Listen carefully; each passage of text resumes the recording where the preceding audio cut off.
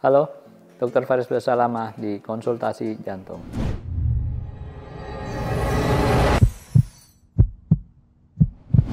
Pada kesempatan kali ini, saya akan mengajak para sahabat konsultasi jantung untuk share pengetahuan tentang teknologi terkini pada penanganan hipertensi atau penanganan pada tekanan darah tinggi, yaitu renal denervasi. Apa itu renal denervasi? Bagaimana prosedurnya? Apa tujuannya?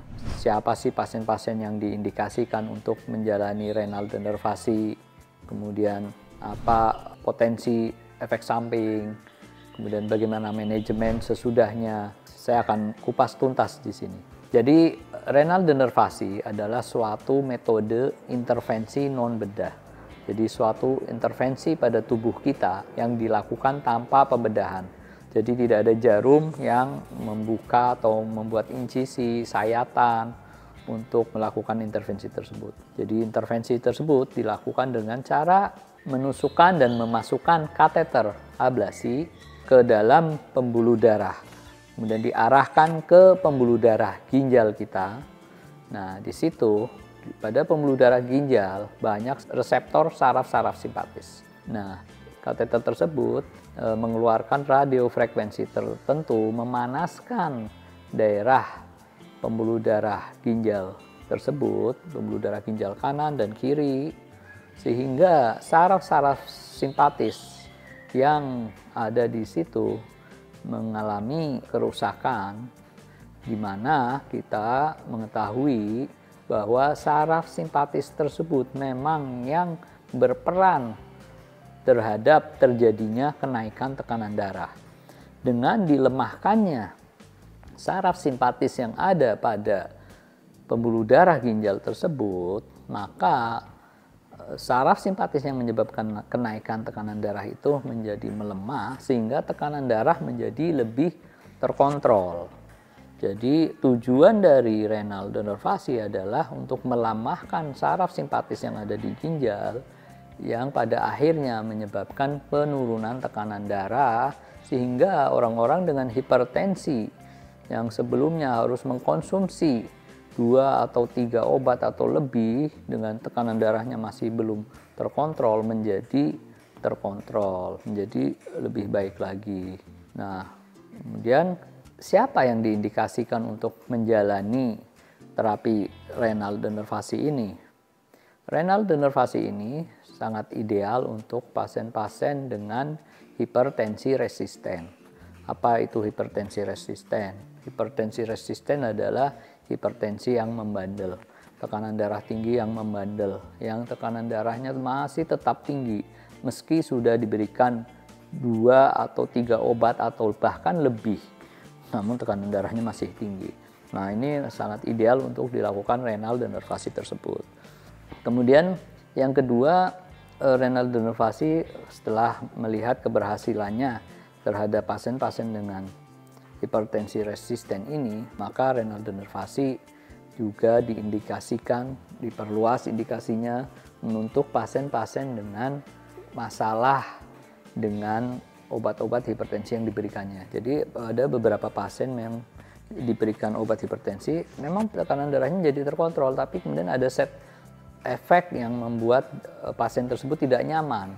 Ada yang mengalami kaki bengkak, ada yang harus menjadi batuk-batuk, dia nggak nyaman dengan itu, dia harus batuk-batuk kering. Dan ada yang mungkin mengalami gangguan ereksi. Jadi ada beberapa orang, dia bisa dengan obat hipertensi, tekanan darahnya terkontrol, namun ternyata ada efek samping yang tidak nyaman untuk pasien tersebut. Maka itu bisa menjadi suatu alternatif pilihan dilakukan renal denervasi tersebut. Kemudian indikasinya juga dewasa ini diperluas untuk pasien-pasien compliant pasien. Jadi pasien yang sangat sulit untuk bisa minum obat secara teratur. Karena kalau kita bicara obat hipertensi, maka dia harus diminum obatnya secara teratur setiap hari, rutin. Ada beberapa orang kesulitan untuk bisa mengkonsumsi obat secara teratur. Nah, itu bisa juga dipertimbangkan untuk menjalani renal denervasi tersebut.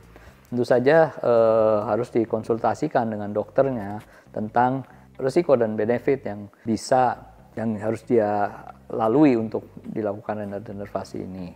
Kemudian jadi pertanyaan, apa sih resiko dari renal denervasi tersebut? Sebenarnya renal denervasi ini tindakan intervensi non bedah yang sangat aman, ya, karena sudah banyak dilakukan penelitian bahwa potensi resiko atau potensi efek samping dari renal denervasi itu hampir bisa dibilang mendekati nol. Jadi sudah dilakukan penelitian apakah resiko terjadinya gangguan terhadap ginjal, resiko apakah terjadi penurunan fungsi ginjal, resiko terjadinya sobekan pada pembuluh darah ginjal, resiko apakah kemudian hari nanti bisa menyebabkan penyempitan pada pembuluh darah ginjal. Itu sudah dilakukan penelitian, ternyata tidak didapatkan adanya potensi komplikasi seperti itu. Jadi bisa dibilang renal denervasi ini adalah suatu tindakan intervensi non bedah yang cukup aman.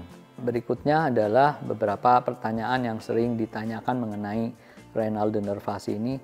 Dengan renal denervasi ini, apakah kemudian nanti tensinya malah menjadi terlalu rendah atau drop terlalu rendah, ya? Jadi dikhawatirkan ini tidak. Jadi sudah dilakukan penelitian, tidak ada laporan-laporan yang menyebutkan bahwa terjadi komplikasi, bahwa tekanan darahnya menjadi terlalu rendah.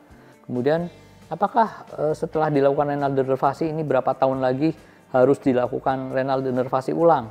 Tidak ada bukti evidence yang menunjukkan bahwa ini harus dilakukan ulang, karena sudah dilakukan juga penelitian bahwa saraf yang dilakukan denervasi yang dilemahkan itu adalah saraf yang tidak bermielin, di mana saraf yang tidak bermielin itu kemungkinan dia mengalami regenerasi, kemungkinan dia menyambung kembali itu bisa dikatakan mustahil. Jadi kecuali kalau saraf-saraf yang bermielin, maka kemungkinan dia akan mengalami regenerasi. Sedangkan saraf simpatis yang ada di ginjal adalah saraf simpatis yang tidak bermielin. Nah, sehingga kerusakannya kemudian sudah dilakukan penelitian patologis anatomi, dilihat bahwa kerusakannya menjadi permanen, jadi tidak bisa nyambung lagi. Maka keberhasilan ini terus-menerus persisten, keberhasilan dalam penurunan tekanan darah ini. Beberapa pertanyaan yang sering timbul juga, apakah saya masih harus mengkonsumsi obat-obatan? Nah, jadi kembali ke tujuan dari renal denervasi ini. Pada pasien-pasien dengan hipertensi resisten, di mana dia sudah mengkonsumsi obat sangat banyak, maka tujuan dari renal denervasi ini adalah untuk menurunkan jumlah obat yang dia konsumsi dan juga untuk membuat tekanan darahnya menjadi terkontrol. Jadi dengan renal denervasi ini, tekanan darahnya menjadi terkontrol dengan jumlah obat yang menjadi lebih sedikit. Kalau yang sebelumnya dia sudah mengkonsumsi obat yang banyak. Kecuali kalau memang sebelumnya dia hanya mengkonsumsi 1-2 obat, mungkin bisa kemudian dia bebas tanpa obat. Ya, itu ada beberapa kasus yang bisa mengalami seperti itu. Jadi kita harus lihat dari kondisi pada pasien tersebut dan tujuan dari terapi tersebut. Demikian saya kira penjelasan dari saya tentang renal denervasi. Terima kasih.